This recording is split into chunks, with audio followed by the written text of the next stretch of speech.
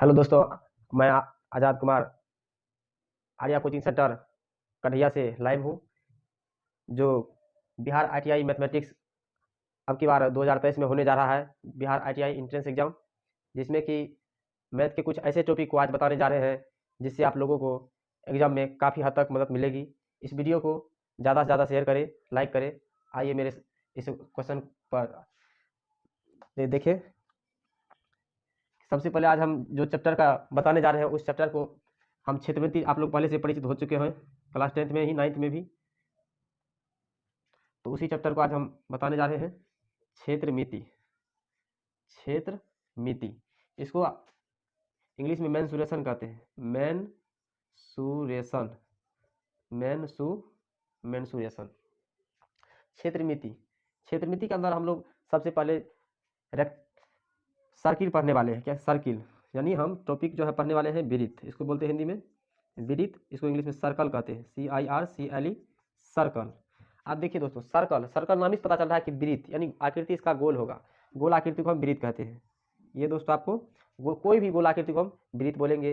वृत्त इसलिए बोला गया क्योंकि इसका आकृति गोल आकृति होगा। गोल को ही गोल आकृति बोलिए या गोल शेप बोलिए, शेप मतलब आकृति ही होता है, इसलिए गोल आकृति को हम वृत्त बोलते हैं। वृत्त में सबसे पहले एक सेंटर होता है बीच में, जिसको केंद्र हिंदी में बोलते हैं। इसको आप बोल सकते हैं कि सेंटर, CENTER, सेंटर। इसको हिंदी में आप केंद्र बोल सकते हैं, केंद्र बोल सकते हैं आप, सेंटर। और ये जो सेंटर के चारों ओर जो गोला आकृति खींचा गया है, इसको हम परिधि बोलते हैं। क्या बोलते हैं? इसको परिधि बोलते हैं। इसको हम लिख सकते हैं यहाँ पे, इसको बोलते हैं परिधि। परिधि इसको बोलते हैं सरकमफ्रेंस, इंग्लिश में बोलते हैं CIRCUM, सरकमफ्रेंस, FRANCE, सरकमफ्रेंस, परिधि। अब देखिए दोस्तों कि ये सेंटर हुआ। अब हम यहाँ फर्स्ट फिगर कर देते हैं इसको, और सेकंड फिगर में अच्छी से समझ पाएंगे कि देखिए ये वृत्त हुआ। अब इसमें तो सेंटर समझा दिए थे। किसी भी वृत्त में बीच में जो रहता है उसको एक डॉट या पॉइंट से समझाते हैं, जिसको हम बोलते हैं कि सेंटर। सेंटर यानी केंद्र। और ये चारों तरफी का जो घुमाई रास्ता हो गया, गोलाई रास्ता, इसको बोलते हैं परिधि, जिसको इंग्लिश बोलते हैं सरकमफ्रेंस। अब देखिए इसी फिगर को दूसरा फिगर हम समझाने वाले हैं। यहाँ तो बीच में सेंटर होता है, सेंटर। अब इस सेंटर को अगर इस पार से उस पार किया जाए एक लाइन से, सेंटर से उस पार किया जाए तो पूरा हो गया। तो जब सेंटर से जो लाइन गुजरता है उसको हम बोलते हैं व्यास। इसको बोलते हैं व्यास, इंग्लिश में बोलते हैं डायमीटर। डायमीटर इसको बोलते हैं इंग्लिश में डायमीटर। अब क्वेश्चन आ गया कि डायमीटर किसे कहते हैं? तो आप बोल सकते हैं कि सेंटर के बीचों बीच जो लाइन गुजरती है उसे हम व्यास कहते हैं। सेंटर के बीचों बीच जो लाइन गुजरता है उसे व्यास कहते हैं। तो इस पर एक क्वेश्चन आ सकता है कि वृत्त के बीचों बीच लाइन को क्या कहते हैं? तो हम व्यास कहते हैं। वृत्त के बीच में एक पॉइंट रहता है उसको क्या कहते हैं? उसको सेंटर बोलते हैं, हिंदी में उसको केंद्र बोलते हैं। अब देखिए यहाँ, और ये वृत्त के चारों तरफी का जो घुमाई रास्ता हो गया, इसको हम परिधि बोलते हैं, इंग्लिश में सरकमफ्रेंस बोलते हैं। लेकिन यह वृत्त के बीचों बीच जो लाइन गया उसको क्या बोलेंगे? व्यास। व्यास बोलेंगे, व्यास को इंग्लिश में डायमीटर के नाम से जानते हैं। अब देखिए यहाँ तक तो समझने में कोई दिक्कत नहीं हुआ। अब देखिए इसमें क्या है, आप सेंटर समझ गए, परिधि समझ गए, और यहाँ ये समझ गए। अब देखिए इस वृत्त से जुड़ी हुई कुछ और बातें हैं जो हमको जानना जरूरी है। चलिए यहाँ हम बताते हैं थर्ड फिगर में।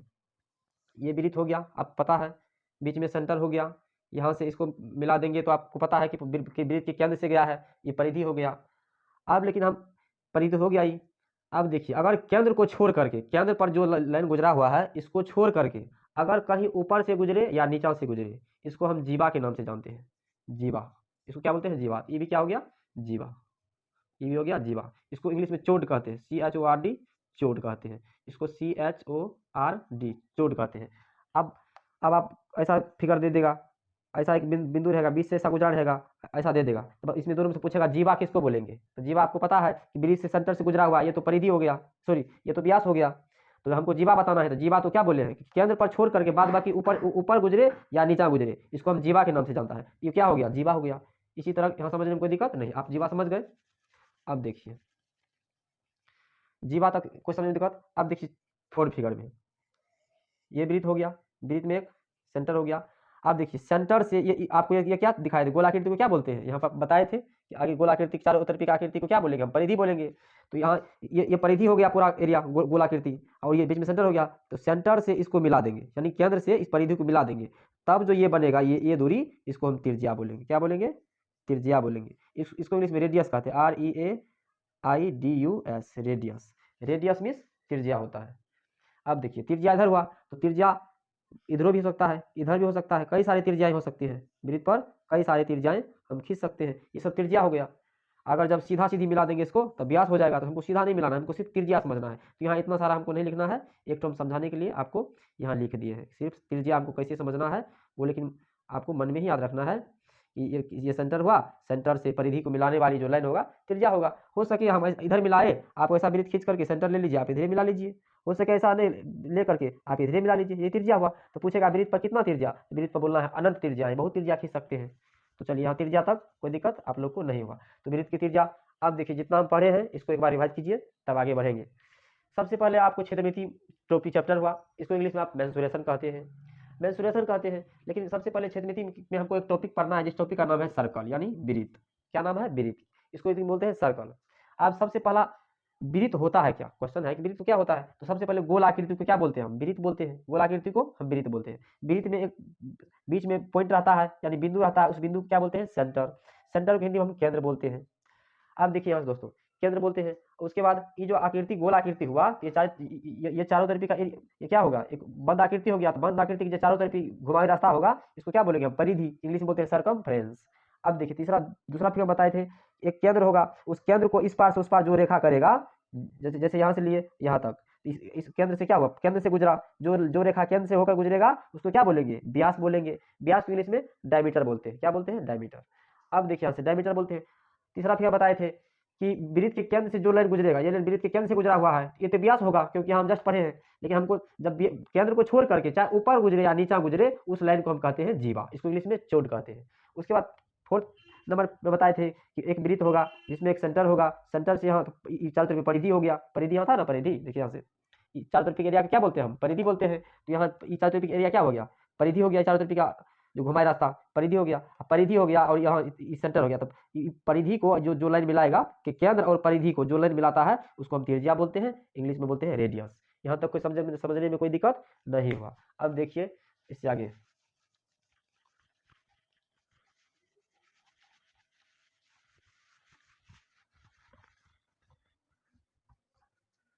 चलिए अब देखिए इस पर कुछ इससे संबंधित सूत्र सब है।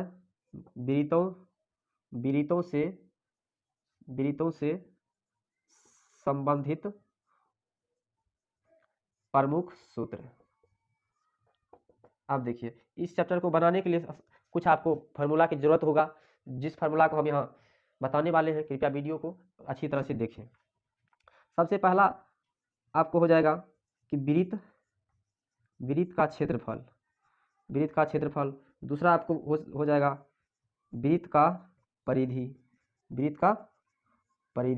तीसरा आपको हो जाएगा वृत्त का व्यास। चौथा आपको हो जाएगा वृत्त का त्रिज्या बराबर। उसके बाद चौथा फार्मूला, वृत्त का त्रिज्या हो गया, व्यास बराबर हो गया, परिधि हो गया, वृत्त का त्रिज्या बराबर एक और फार्मूला होता है। चलिए आपको 1 2 3 4 और ये 5, आपको 5 फार्मूला ही याद रखना है, इसी पे सवाल बन जाएगा। वृत्त का क्षेत्रफल का फार्मूला होता है कि पाई आर स्क्वायर। ठीक। वृत्त का परिधि का फार्मूला होता है 2 पाई आर। वृत्त का व्यास बराबर फार्मूला होता है 2 गुना आर। उसके बाद वृत्त का त्रिज्या बराबर होता है व्यास बटे 2। जिस व्यास को हम डी से सूचित करेंगे तो हो गया dy/2। उसके बाद वृत्त का त्रिज्या बराबर यहाँ बोले थे। तो देखिए दोस्तों, इसको लिखने से पहले आप इसको समझिए। जैसे हम वृत्त का क्षेत्रफल क्या लिखे थे? क्षेत्रफल बराबर फार्मूला पाई आर स्क्वायर लिखे थे। अब देखिए दोस्तों, यहाँ से पाई यहाँ गुना में है, तो यहाँ इधर क्या आ जाए? भाग में, तो क्या हो जाएगा? इधर क्षेत्रफल बटे पाई। आर स्क्वायर है तो मान के इधर क्या बचा? Are square. अगर स्क्वायर को हटाएंगे तो इस पर रूट लग जाएगा, तो क्या हो जाएगा? आर बराबर इस पर क्या चल जाएगा? क्षेत्रफल बटे पाई। यही फार्मूला के लिए यहाँ एक त्रिज्या फार्मूला और हो जाता है, रूट अंडर क्षेत्रफल बटे पाई।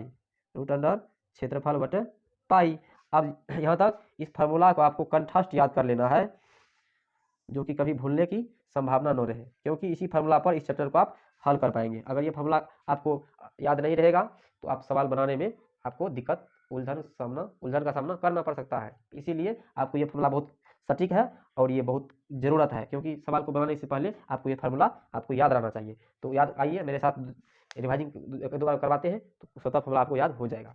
सबसे पहला है कि वृत्त का क्षेत्रफल बराबर, हम मेरे साथ बोलना है कि वृत्त का क्षेत्रफल बराबर क्या होता है, पाई आर स्क्वायर। वृत्त का क्षेत्रफल बराबर पाई आर स्क्वायर। दूसरा देखिए फार्मूला, वृत्त का परिधि बराबर होता है 2 पाई आर।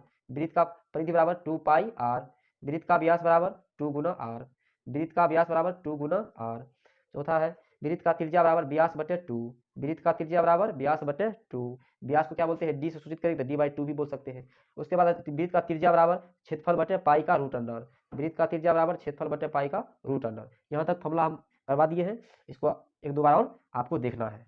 अब देखिए इस पर सवाल जो आपको बिहार ITI में पूछा जाता है वो किस टाइप का क्वेश्चन आता है, वो आपको सबसे पहले बेसिक से बताते हैं, उसके बाद आपको बताएंगे। तो सबसे पहले देखिए एक क्वेश्चन हम करवाते हैं। यहाँ देखिए दिया रहेगा कि वृत्त का त्रिज्या 7 सेंटीमीटर हो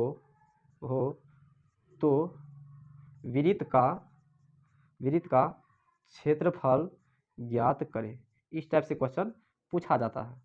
देखिए क्वेश्चन है कि वृत्त का त्रिज्या 7 सेंटीमीटर हो तो वृत्त का क्षेत्रफल ज्ञात करें। तो एक बार दोस्तों आप कोशिश करें, फार्मूला आपको 1 नंबर लगाना है।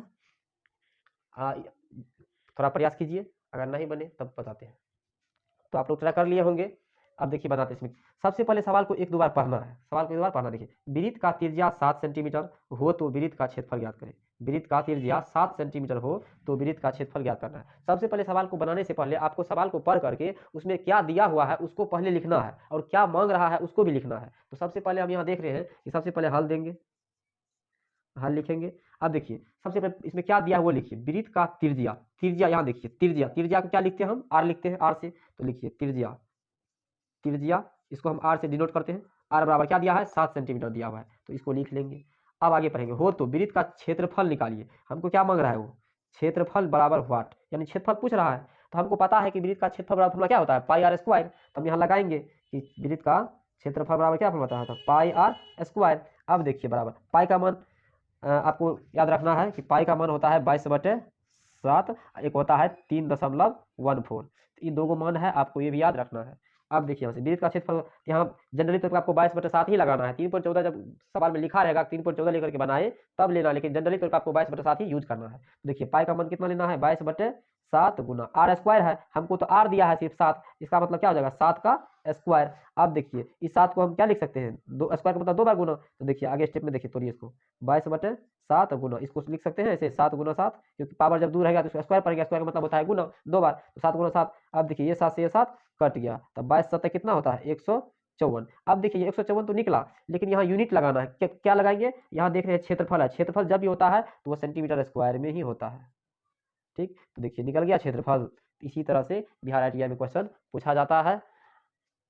यहाँ तक आज वीडियो कैसा लगा कृपया लाइक कमेंट करें। Thank you.